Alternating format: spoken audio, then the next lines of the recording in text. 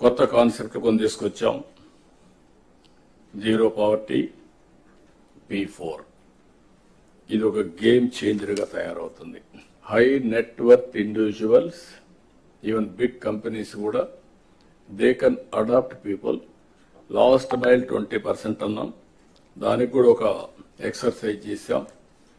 ఎందుకంటే మనం క్యాలిక్యులేషన్లో తప్పు చేసినాం, లేకపోతే ప్రజల్లో ఒక రాంగ్ ఇన్ఫర్మేషన్ పైన ప్రాబ్లం వస్తుంది. కాబట్టి ఒక 20 లక్షల మందిని మనం ఐడెంటిఫై చేస్తాం. ఒక చాయిస్ వదిలిపెడతాం. మిగిలిన వాళ్ళని కొంతమందిని వాళ్ళు ఎవరన్నా ఎక్స్క్లూడ్ అయింటే they want include, will include.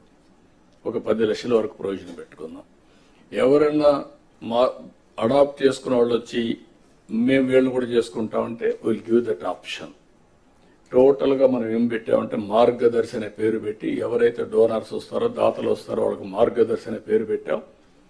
ఏవైతే కుటుంబాలు ఉన్నాయో దీనికి బంగారు కుటుంబం అనే పేరు పెట్టాం. మనం government is a facilitator, collectors are facilitators. Zero poverty phase 1, ఆ తర్వాత better living standards, then best living standards. ఏదైతే 54 లక్షల రూపాయలు తలసరి ఆదాయం 2047 ఉంటే అప్పుడు కూడా ఆర్థిక అసమానతలు పెరిగిపోయి పేదవాడు నిరుపేదగా ఉండడం కరెక్ట్ కాదు. కంటిన్యూగా ఈ ఎఫర్ట్ చేయాల్సిన అవసరం ఉంది. వీళ్ళు ఒకసారి పైకి వచ్చిన తర్వాత నెక్స్ట్ ఫ్యామిలీస్ ఫోకస్ చేస్తాం.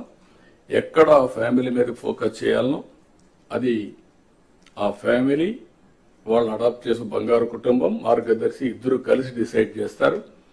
వాళ్ళు పైకి వచ్చిన తర్వాత ఓసారి బాగా ఎడ్యుకేషన్ మీరు అంతా ఉన్నారు. ఆఫ్టర్ ఆల్ మనం కూడా మామూలు ఫ్యామిలీస్ని పుట్టాం.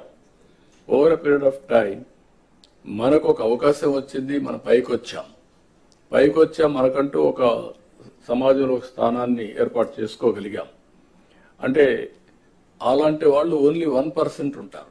It is a social responsibility కింద అందరం కూడా ఆలోచించారు. ఇక్కడ కావాల్సిన వనరులు కాదు, మేనేజ్మెంట్ స్కిల్స్ కావాలి, బ్యాండ్విడ్త్ కావాలి.